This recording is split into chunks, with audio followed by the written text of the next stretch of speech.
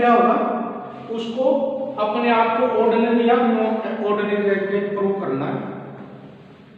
अगर वो दोनों कंडीशन पूरी कर दी तो वो ऑर्डिनरी रेजिडेंट हो गया, दोनों ही पूरी नहीं कर पाया, एक पूरी नहीं कर पाता, वो नॉन ऑर्डिनरी रेजिडेंट हो गया। ये इंडिविजुअल के लिए था, इंडिविजुअल व्यक्ति के लिए। अब हम चलते हैं फर्म और एसोसिएशन ऑफ पर्सन के केस में। ये थोड़ा सिंप्लीफाई है, इंडिविजुअल पर्सन के मुकाबले में ये ज़्यादा सिंपल है। कैसे सिंपल है, इसमें सिर्फ दो कंडीशन होती है, रेजिडेंट या नॉन रेजिडेंट। जैसे मैंने बताया था ये गेम के दो लेवल की तरह है, लेवल 1 और लेवल 2। तो मान लो ये गेम है तो ये सिर्फ एक लेवल का गेम है, लेवल 1। इसमें हमें सिर्फ इतना ही देखना है, रेजिडेंट है या नॉन रेजिडेंट है। रेजिडेंट कब होगा, अगर उस फर्म का या एसोसिएशन ऑफ पर्सन का कंट्रोल किसको बोलते हैं कि डिसीजन कहां से लिए जा रहे हैं, उस फर्म के, उस एसोसिएशन ऑफ पर्सन के डिसीजन कहां से लिए जा रहे हैं। अगर वो पूरे डिसीजन या पार्शियली, पूरे तरीके से या अधूरे तरीके से अगर वो डिसीजन इंडिया में लिए जा रहे हैं तो उसको बोला जाएगा रेजिडेंट। अगर वो सारे डिसीजन आउटसाइड इंडिया लिए जा रहे हैं, भारत से बाहर डिसीजन लिए जा रहे हैं, तो उसको बोलेंगे नॉन रेजिडेंट। तो सिर्फ दो ही कंडीशन है, रेजिडेंट की और नॉन रेजिडेंट की। इसमें सिर्फ इतना ही देखना है कि डिसीजन कहां से लिए जा रहे हैं।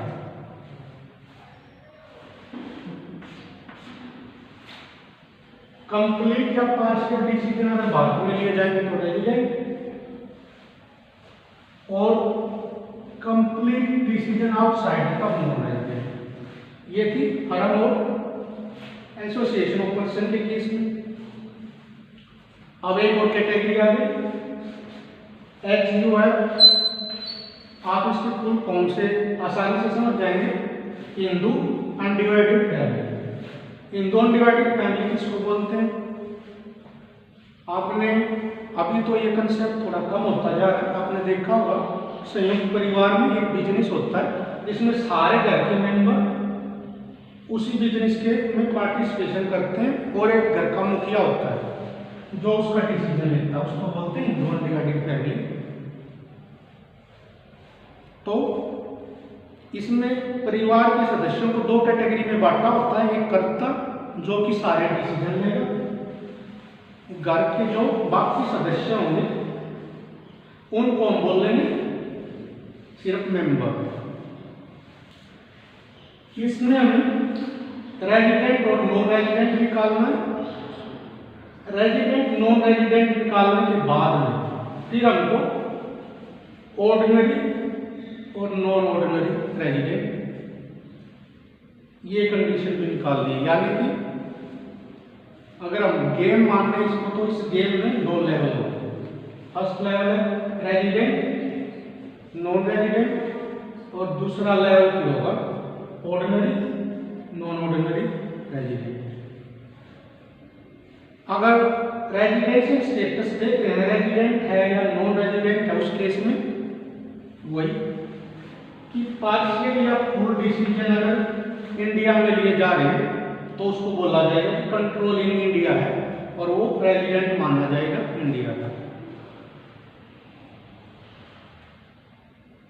जनरली डिसीजन कौन लेता है, कर्ता। हिंदू अनडिवाइडेड फैमिली में, हिंदू संयुक्त परिवार, उसमें जो कर्ता होता है वो डिसीजन लेता है। तो वो डिसीजन लेने वाला कर्ता भारत में डिसीजन लेगा तो यही माना जाएगा कि कंट्रोल इंडिया में है। जरूरी नहीं कि सारे डिसीजन लिए जाए, पार्शियल डिसीजन भी अगर इंडिया में होंगे तो उसको रेजिडेंट माना जाएगा। ये हो गया लेवल 1। लेवल 1 में अगर वो रेजिडेंट हो गया तब लेवल 2 में आएंगे, फिर देखेंगे वो ऑर्डिनरी रेजिडेंट हुआ या नॉन ऑर्डिनरी रेजिडेंट हुआ। उसके लिए सेम वही कंडीशन है जो कि इंडिविजुअल पर्सन के लिए है। उस केस में जैसे ऑर्डिनरी और नॉन ऑर्डिनरी रेजिडेंट निकालते हैं सेम देखेंगे, लेकिन किसका देखेंगे? हिंदू संयुक्त परिवार में बहुत सदस्य होते हैं, तो हम सिर्फ कर्ता का देखेंगे कि कर्ता प्रीवियस ईयर में या उससे पहले के सालों में कहाँ रहा। हमें सिर्फ कर्ता का देखना कि उसकी रेजिडेंशियल स्टेटस क्या था, ना कि उसके बाकी सदस्यों का। कर्ता का देखेंगे कि कर्ता पिछले 10 सालों में से कम 2 साल भारत में रहा। प्रीवियस ईयर से पहले के 10 सालों में से कम 2 साल कर्ता भारत में रहा, और साथ में प्रीवियस ईयर से पहले के 7 सालों में कुल मिला के 730 दिन भारत में रहा। अगर ये दोनों कंडीशन पूरी कर देता है कर्ता, मैं यहाँ सिर्फ कर्ता की बात करूँ, बार मैंने कर्ता शब्द को यूज कर रहा हूँ। हिंदू अनडिवाइडेड फैमिली के सदस्य बहुत होते हैं, तो उनमें से सिर्फ कर्ता का देखना कि जो कर्ता है वो उसकी रेजिडेंशियल स्टेटस कहाँ पे थी। ये दोनों कंडीशन पूरी कर दी तो वो ऑर्डिनरी रेजिडेंट होगा। दोनों ही पूरी नहीं करता या एक पूरी नहीं करता तब वो नॉन ऑर्डिनरी रेजिडेंट होगा। ये था हिंदू अनडिवाइडेड फैमिली। आगे है कंपनी। कंपनी किसको बोलते हैं?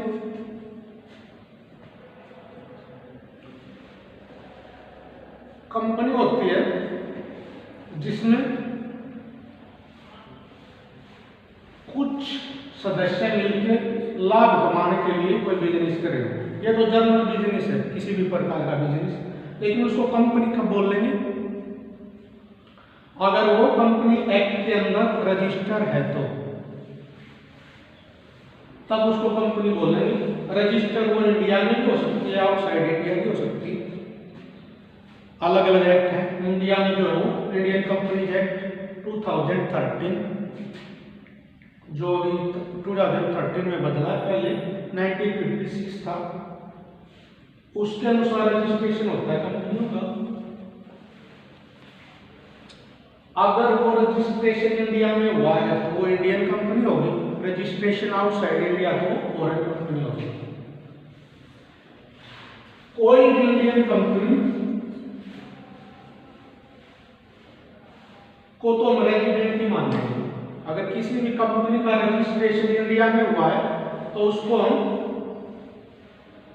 इंडियन कंपनी मानेंगे।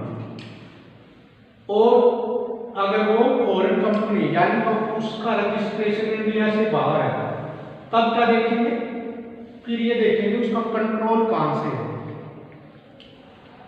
अगर फुल कंट्रोल इंडिया से है यानी कि उसके सारे डिसीजन इंडिया में लिए जा रहे हैं तो वो रेजिडेंट होगी कंपनी। और अगर सारे डिसीजन आउटसाइड इंडिया लिए जा रहे हैं तब उसको हम नॉन ऑर्डिनरी नॉन रेजिडेंट माने। तो यहाँ पे फुल कंट्रोल इंडिया में होना चाहिए, पार्शियल भी होगा तब भी उसको हम नॉन रेजिडेंट ही मानेंगे। रेजिडेंट उसी केस में मानेंगे जब उसका फुल कंट्रोल सारे डिसीजन इंडिया में लिए जाते हैं। तो ये कंपनी का रेजिडेंशियल स्टेटस था। एक बार आप अब सारे पॉइंट को एक साथ देखिए, जो जो पॉइंट मैंने इस पे लिख रखा है